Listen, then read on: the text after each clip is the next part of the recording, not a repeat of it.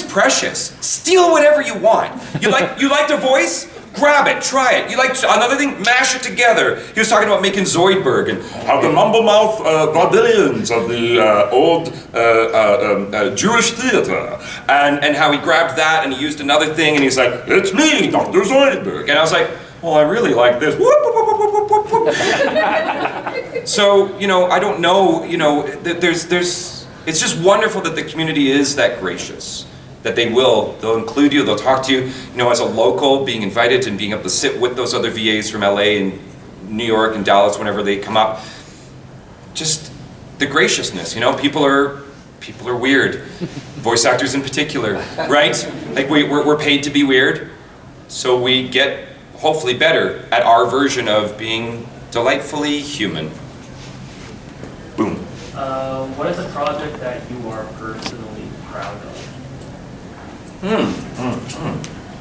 Personally proud.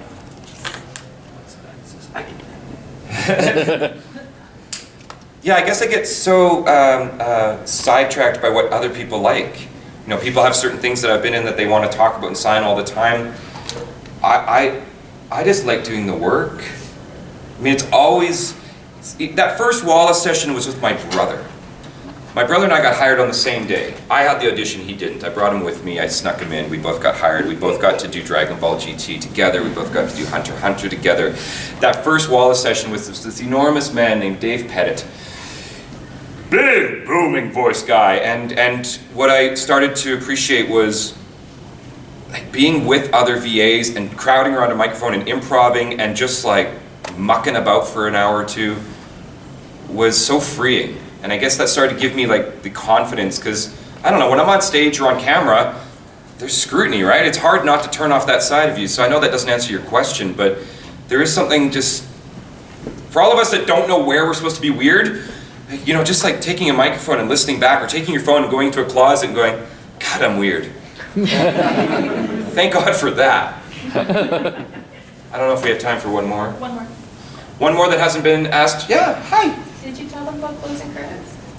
I have a little bit, so you know, for those that want to learn more and keep in touch, or to work more diligently on your career, it doesn't have to be through me. We have a number of educators for different subjects, but Closing Credits used to be from Casting Call, or it is connected to Casting Call Club, but it's their education specific.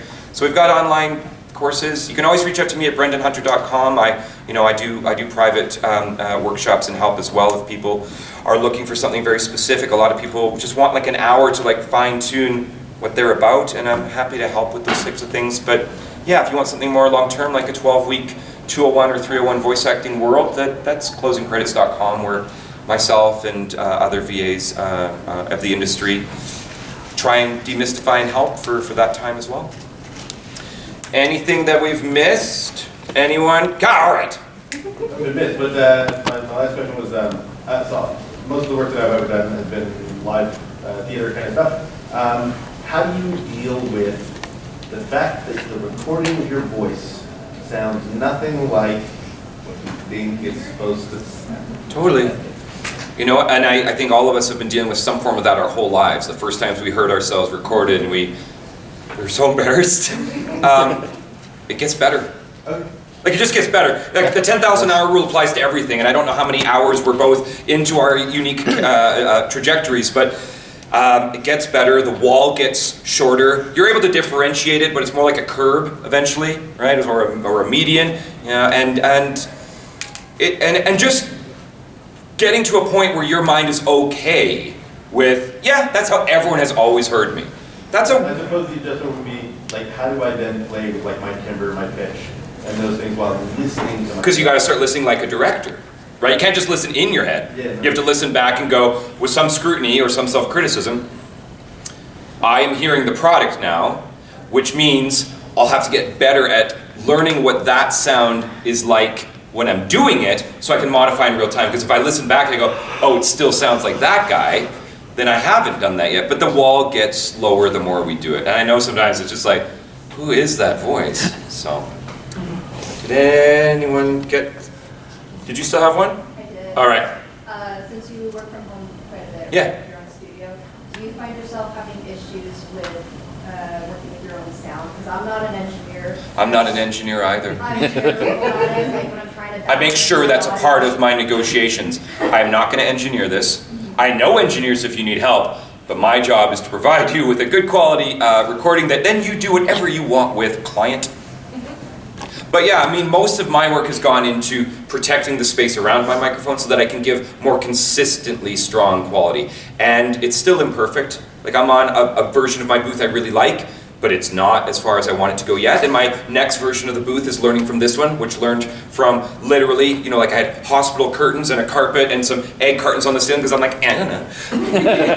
And it was something. It was a way. And when I'm on the road and I have to like build a pillow fort out of the couch in the hotel room and like make a little box to like kneel in front of, go, I am doing work. And then go, geez, it's gonna have to do because, yeah, people get it. And when it's time to do the final performance, it's either renting a studio in the city that I'm visiting or hopefully having enough timeline to be able to get home, do it to the best of my ability and send it off. So you don't have to be an engineer, but you do have to be able to press record, press stop, and hopefully take out the problem areas and export the good areas. I mean, that's where we should be worried about, but if you don't have any sound control, it's gonna be really difficult to achieve a quality that you think is sellable or valuable, and that's a great place to always work on investing in you. Okay, well, I know I'll never be the same. Shook my world so hard again. Wish I washed away my sins.